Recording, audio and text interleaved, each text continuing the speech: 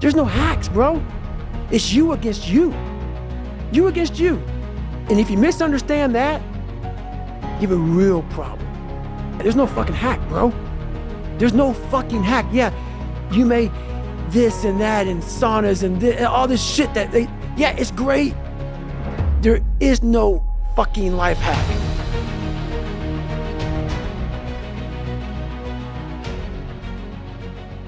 So when I speak about David Goggins, I can't speak about David Goggins in a way that's just calm and cool.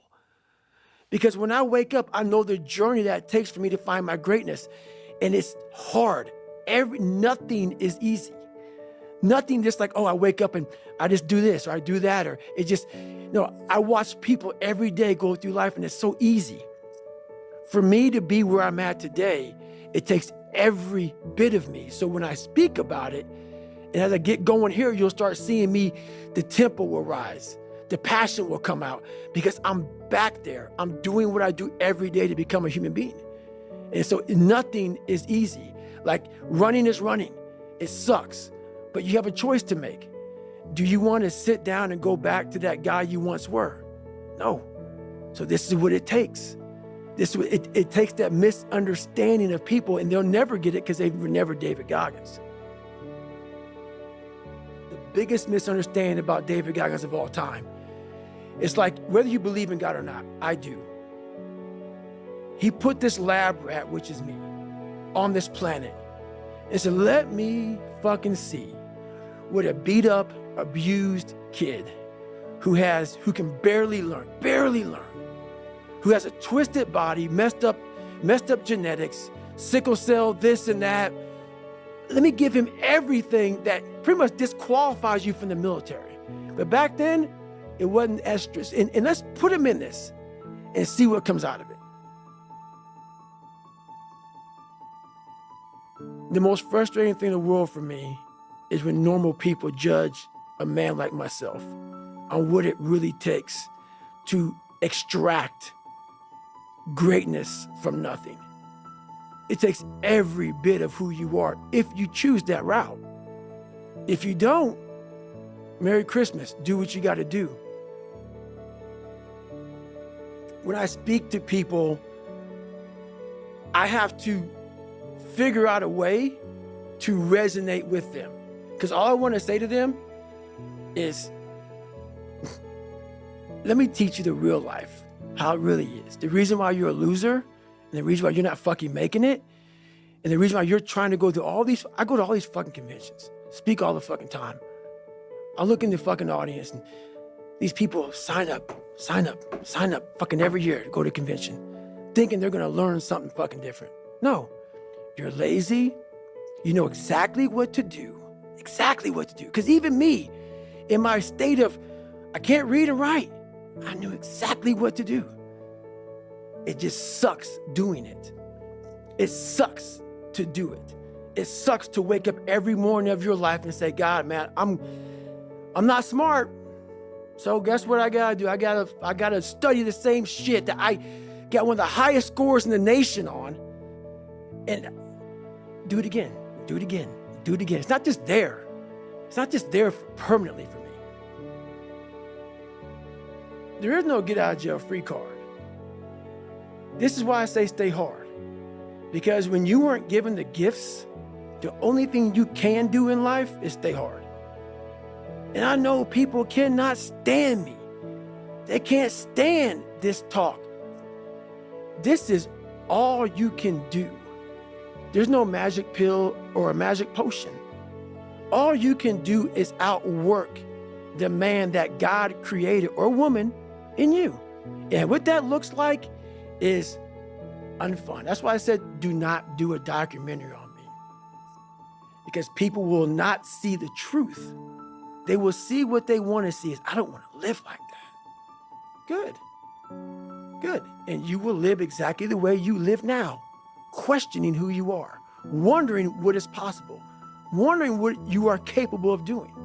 That's how that looks. Or you can be me, which, am I happy? I don't know. Never really thought about it. Don't really care about it. Because all I really cared about was when I looked in that fucking mirror, I saw a piece of shit. Happiness wasn't on the mirror at 16. around 300 pounds. It wasn't like, I'm looking for happiness. No, I'm looking to look at myself in the mirror and say, all right, motherfucker, you did it again today. You're a bad boy, because that shit sucks. There's no happiness about it. There's no peace behind it. It sucks. It just fucking sucks. And that's the one thing, if I could teach anybody anything, it just fucking sucks. Everything I do in life, it sucks. That's why when I was 300 pounds and 24 years old, it wasn't like I had some big epiphany of, let's just go be a Navy SEAL and let's lose some weight. No, I knew my entire life was going to be a struggle. I've trained 99% of my life alone. No one pat me on the back. I did all of the work alone. And while I'm still hard on myself, I know what I did. So whenever times get bad for me, people, all this, who's gonna carry the boats and that's real. I hate that people know me for that guy, because that guy is not every fucking day. Like when they see me, they want that energy. That's not me every day. I can extract it immediately when I need to, because when you train alone, and I lived alone for so many years in this misery, and you're able to get out of it by yourself, I can take myself to such a level of real passion and purpose. And like the feeling I get is something I can't even explain by myself. I don't need anyone. That's why people come to me to motivate them. No one can motivate me. No matter how much you improve, no matter how much you change who you are, it's not permanent. You don't just wake up and say, oh my God, man, you're David Goggins, you break records, you do this, you do that. People want to know, how are you able to just be so hard? Because I never turned the fucking thing off. Because once it turns off, I go right back to the David Goggins that is. And that's the guy that I'm constantly fighting every day. And it's a choice. And how it looks very ugly. There's no fucking passion. There's no fucking motivation. There's no, oh my God, man, no. It's every day of your life just doing. No passion, no discipline, no motivation. Yeah, all these words, I hate that so many people fucking use these words now, because it's watered. It's someone sitting in a room by themselves and they figure themselves out and say, God, this is gonna fucking suck. Where's passion when you're 300 pounds? Where's the motivation when you can't read and write? Where is it? So how did this happen? I just fucking did. I just did. I said, maybe at the end of this journey, there'll be something there for me. If not, I can read. If not, I'm 185 fucking pounds. There's no magic potion. There's no, let me wake up and look at some shit. No, all those words are overused. They're bullshit. It's all bullshit. Just do. You're living. How do you want to live? How do you want to die? How do you want to fucking be remembered? That's it. That's it. Period. I'm going to share a little neuroscience tidbit. Love it. But I think it's one that you'll appreciate. Most people don't know this, but there's a brain structure called the anterior mid-cingulate cortex. As we pointed out before, that's a noun, it's a name, it doesn't mean anything. Right. We could call it the Cookie Monster. Right.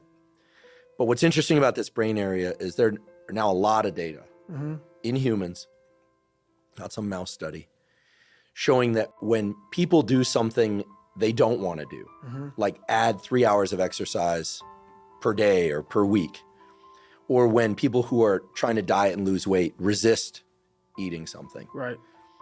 When people do anything that and this is the important part, that they don't want to do. Right. It's not about adding more work, it's about adding more work that you don't want to do. Yes. This brain area gets bigger. Yep. Now, here's what's especially interesting about this brain area to me. And by the way, I'm only learning this recently because it's new data, but there's a lot of it. The anterior mid-cingulate cortex is smaller in obese people. It gets bigger when they diet. It's larger in athletes. it's especially large or grows larger in people that see themselves as challenged and overcome some challenge. Right. And in people that live a very long time, this area keeps its size. In many ways, scientists are starting to think of the anterior mid-cingulate cortex not just as one of the seats of willpower, Right. but perhaps actually the seat of the will to live. To me, this is one of the most important discoveries that neuroscience has ever made, because it's that I don't want to do something, but do it anyway. That's right. That grows this area. And it's almost like I have a friend, he's been sober 30 years from alcohol. And he always says, you know, the amazing thing about addiction is there's a cure. The problem is it only works one day at a time. Yep. And so you have to renew it every day. That's right. That's how I've lived my entire life. I don't know anything about that. But people go, man, you have such a strong will. It's something that you build. Like, I never forget, I was on a podcast one time, and this dude goes, you were blessed with a strong mind. Like, the hell are you talking about? I was blessed with a strong mind. That's something that you have to develop. You develop that over years, decades of suffering and going back into the suffer. Anything hard in life, once you get through it, it's like you become a POW. Like, how many POWs you know want to go back to POW camp? None. When something sucks so bad in life, this is on this that we're talking about now, very few people want to go back. They're happy they graduated. I realized I'm the same way. I don't want to go back. I have to go back. I must go back, because that is exactly where all the knowledge of my life exists, was back there, and what you're talking about. Well, I didn't know anything about this, but how I grew a will was constantly doing these things to now, it's just life. I wake up, while it still sucks, it's just life. Human beings need to hear this. They need to stop hearing these hacks on this and that. There's no fucking hack, bro. There's no fucking hack. Yeah, you may this and that and saunas and all this shit yeah, it's great. There is no fucking life hack. To grow that thing, how do you grow it? Do it and do it and do it and do it. That's the hack. The hack is gonna fucking suck. And that's what I realized.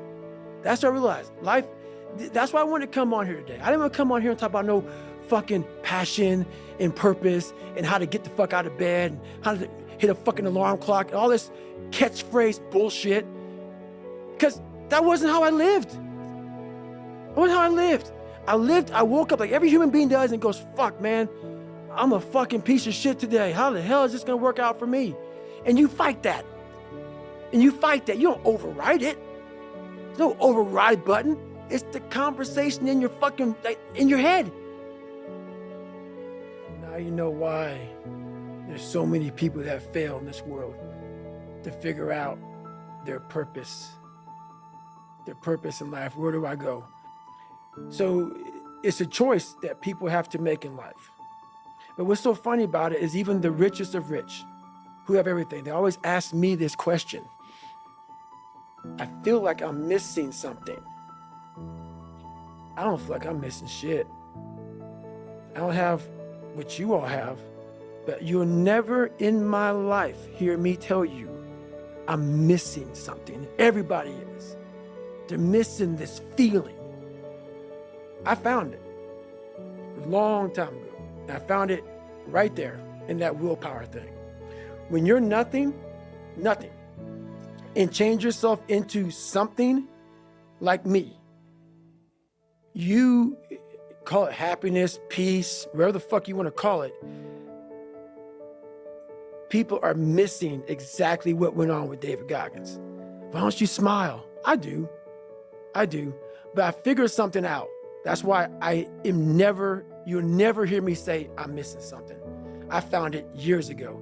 You find it in the suck. You find it in the suck, and you find it repeatedly in the suck, to the point where you know exactly who you are. Most people are missing something because they don't know who they are. They never examine themselves. They've never done this experiment on themselves. The lab rat, we're all lab rats, but you're also the scientist. You create your own self. Most people are missing something because there's so much trapped in there. Because you just didn't want to find your willpower. Didn't want to find your soul, your will, your heart, your determination, your guts, your courage. And what that looks like, it looks scary. To wake up every day and say, I'm stupid, but I want to figure out a way to be smarter. Versus saying, man, I just can't do that. So you limit this box. So your box becomes so small of things you can do. My box wasn't even a box. It was a fucking little pinhole. And then through examining myself, getting some willpower, some courage, it became bigger than this table. But that's what we all do. That's why I wanted to come here today and talk to you about real shit. Not no fucking like hacks. There's no hacks, bro. It's you against you. You against you. And if you misunderstand that, you have a real problem. Think about when you build willpower, and think about how much I've built. Now that you know about this, I didn't know about this, but think about how much I've built. Everything I've ever done in my life, I didn't want to do. Everything, every day. I'm a lazy piece of shit. And I'm one of the hardest working people that ever stepped foot on this planet Earth. And I'm saying that very proudly because I know what I do. It's not cocky. I'll tell you I'm stupid. And I'll also tell you the exact opposite of what I've done. It's the truth. It is the truth. So imagine how much I've developed in that time frame. But this is the scary thing. Why most people don't want to do that, build that willpower, is because it is scary. It unlocks a whole bunch of things about who you are and who you're not. And a lot of people don't want to go down that journey to discover who they are and who they're not. Because it's not a pretty journey. I mean, I've gone down it. It's not like I went down it once. I go down it all the time. And when you unlock that, and you can't just turn it off. Like people say, hey, well, how come you haven't retired yet? I built all this willpower. Do you think it's gonna let me just retire because my knees hurt? It's telling me every morning, I wake up like, man, my knees hurt, my legs hurt, my body hurts, but you can still run. So why aren't you running? If you can still run, there'll be a time when you can't lace them up anymore, but you can still run. So I still run. When the time comes I can't run, the body will say, you just can't run. But if I can still do something, that willpower that I have created, it makes me do it every fucking day. And that's what they don't get. What builds a human being is you start with the small building blocks. And before you know it, man, you become something that it doesn't even make sense to most people because it's just who you are now. That's why I can still run at 50 at 49 with broke down knees and broke down body. Because my body knows you still can, therefore I do. Second you stop, the willpower is gone.